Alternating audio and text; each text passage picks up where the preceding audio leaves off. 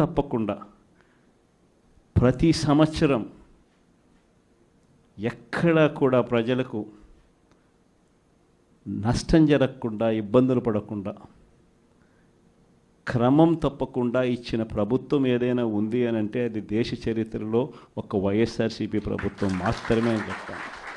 వైఎస్ఆర్సీపీ అన్న పార్టీ నిజంగా ఒక విలువల కోసం నిలబడిన పార్టీ. నా దగ్గర నుంచి మొదలెడితే ప్రతి కార్యకర్త కూడా, ప్రతి గ్రామ స్థాయిలో ఉన్న కార్యకర్త కూడా కాలర్ ఎగిరేసుకొని ఇది నా పార్టీ అని చెప్పి గర్వంగా చెప్పుకునే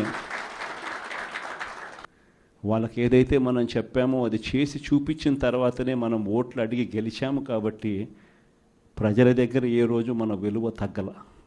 కానీ ఎన్నికలైన 9 నెలలు కూడా తిరక్క మునిపే ఈరోజు ఏ తెలుగుదేశం పార్టీ కార్యకర్త కూడా గడప గడప అంటూ ప్రజల ఇళ్లకు వెళ్ళే పరిస్థితి ఏ ఒక్కరికి కూడా లేదు, ఎమ్మెల్యే దగ్గర నుంచి కార్యకర్త దాకా.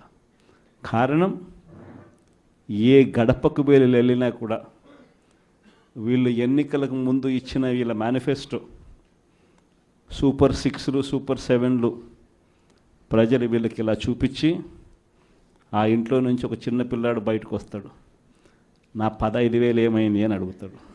ఆ ఇంట్లో నుంచి 2 పిల్లలున్నా 3 పిల్లలున్నా ప్రతి పిల్లాడు బయటకు వచ్చి ఆ తెలుగుదేశం పార్టీ ఇంటికి వచ్చిన తెలుగుదేశం పార్టీ నాయకుడిని, కార్యకర్తను ఆ పిల్లాడు కూడా ప్రశ్నిస్తాడు, నా 15,000 ఏమైంది అని.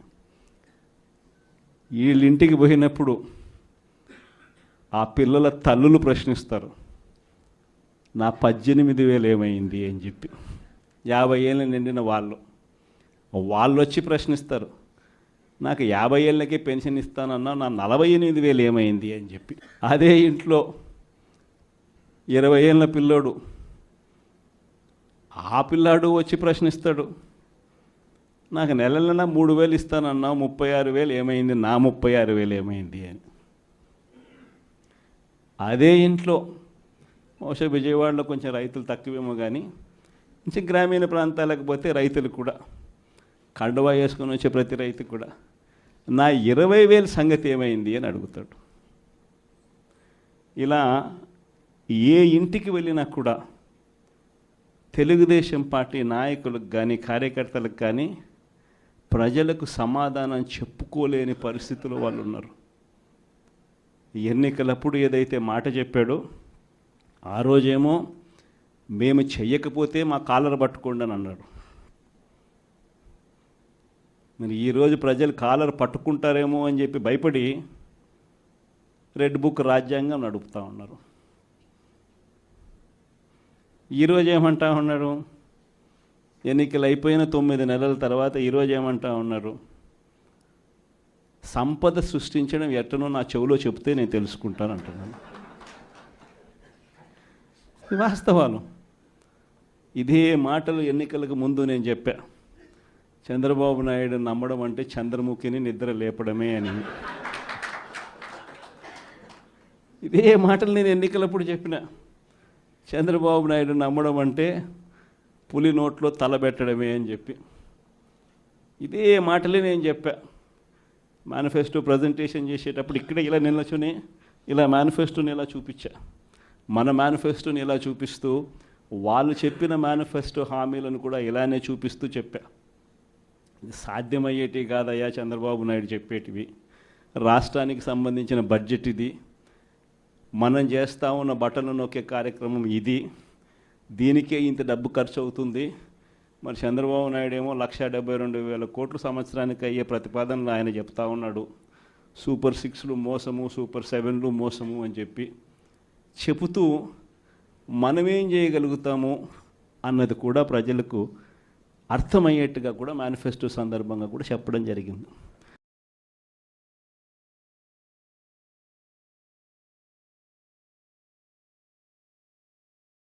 ఈ రోజుకి కూడా నేను చెప్తా ఉన్నా, ఓడిపోయాం పర్వాలా, ప్రతిపక్షంలో కూర్చొని ఉండం అది పర్వాలా, మళ్ళీ రీలు వెనక్కి తిరిగి మళ్ళీ అదే రోజుకు మళ్ళీ తిరిగి వెళ్ళి కనీసం ఇలా జరుగుతుందని తెలుసు కదా ఇప్పుడు ఎలా చెప్తావు అని చెప్తే మళ్ళీ ఆ రోజు వచ్చినప్పుడు ఇదే విధంగానే మళ్ళీ చెప్తా.